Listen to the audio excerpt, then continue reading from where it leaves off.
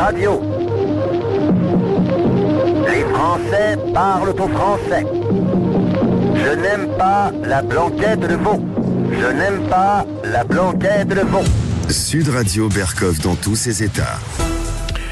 Lorsque l'ONU organise une conférence sur l'Afghanistan avec les talibans, comment cela se passe? Eh bien, vous verrez, ça se passe pas exactement comme si c'était la Suède ou la Norvège. Vous allez me dire, c'est normal? Ah, je ne sais pas. Écoutez. Sud Radio Berkov dans tous ses états.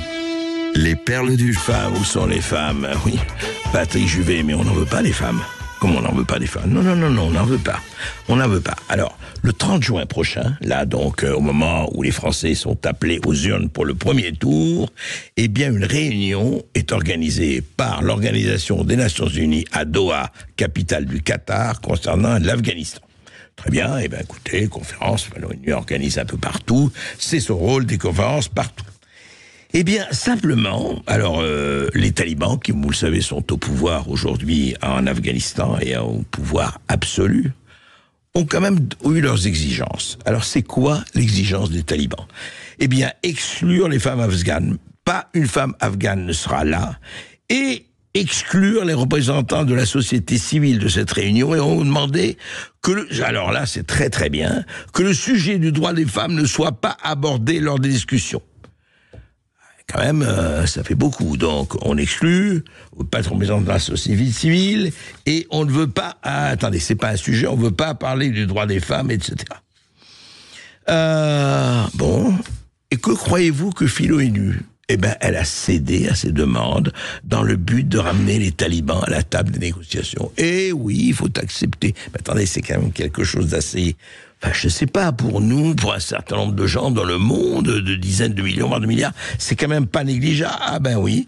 Eh bien, d'anciennes responsables afghanes du droit des femmes, il y en a Sima Samar, Habiba Sarabi et Sima Samar, et évidemment, ont exprimé, mais elles ne sont plus en Afghanistan, vous savez, la directrice exécutive de Human Rights Watch, l'ancien ministre des Affaires féminines en Afghanistan, parce qu'il y avait des affaires féminines en Afghanistan terminées, première femme gouverneur du pays, terminé, alors que c'était ça avant. Eh bien, elles ont protesté, elles ont dit c'est pas possible. Eh bien, écoutez, voilà, elle dit mais comment vous avez accepté de dire que il n'y aura pas de femmes, il n'y aura pas de représentants de la société civile et on ne parlera pas du droit des femmes.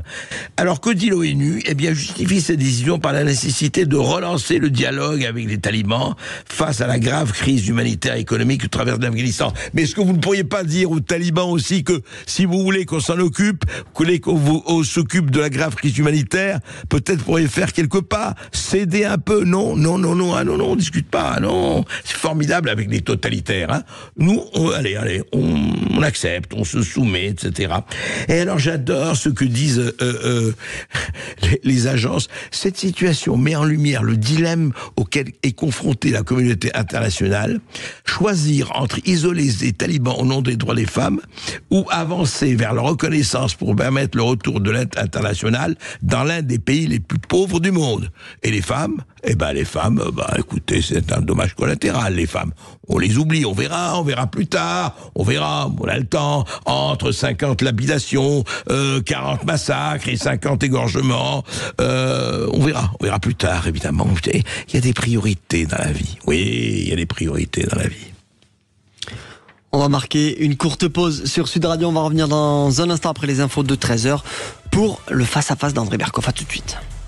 Sud Radio. Sud Radio. Parlons vrai. Parlons vrai. Sud Radio. Parlons vrai. Ici Sud Radio. Les Français parlent au français. Les carottes sont cuites. Les carottes sont cuites. Sud Radio Berkov dans tous ses états. Oui, la fièvre monte, les passions s'emballent. Nous sommes à 4 jours du premier tour des élections. Et alors, je vais vous dire les discours. Mais quels discours et quelle proclamation. Non. Les résistants sont de retour. Les Cassandres aussi. On en parle.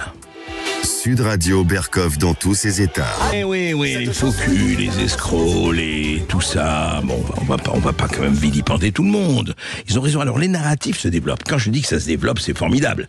Parce que, vous avez remarqué au fur et à mesure que d'un côté, le Rassemblement national monte dans les sondages et pourrait emporter la majorité absolue, vous avez alors le rassemblement des Jean Moulin, surtout des Jean Moulin avant d'ailleurs, et des gens qui disent ça y est, attention, ça y est, les Waffen-SS arrivent, ils ont franchi la ligne Maginot, évidemment, les Panzer-Division déferlent sur la place de la Concorde, vous allez voir, c'est pas possible, et vous avez une flopée de résistants magnifiques, les professionnels de la culture, évidemment, les acteurs, les actrices, les théâtreux, etc. magnifiques, qu'on n'a pas beaucoup entendu durant le Covid, qu'on n'a pas beaucoup entendu durant les Gilets jaunes, qu'on n'a pas beaucoup entendu quand il y avait des agriculteurs dont 1 sur 2 se suicide parce qu'il vit avec 800 € par mois. Non.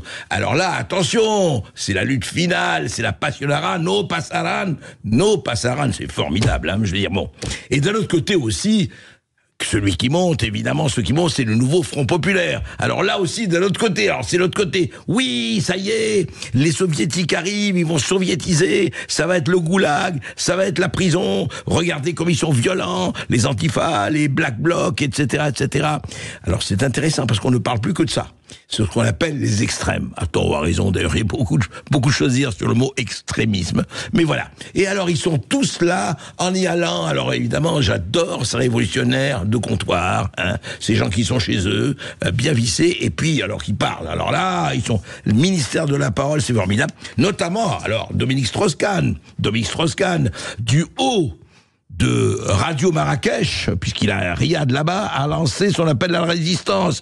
Il a dit, voilà, il faut faire barrage, quoi qu'il en coûte, à Jordan Bardella et ses alliés.